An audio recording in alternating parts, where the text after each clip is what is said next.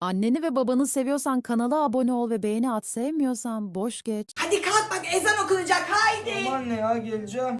Hadi kalk kalk. Uyumadın değil mi bu saate kadar? Galiba. Hadi gel.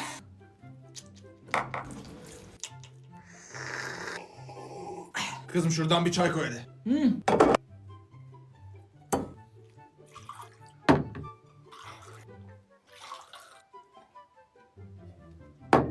Ben hazırım. Geldim. Allahu Ekber, Allahu Ekber. Okundu hadi topluyoruz sonra. Oruç, sahur. Ya anne ben niye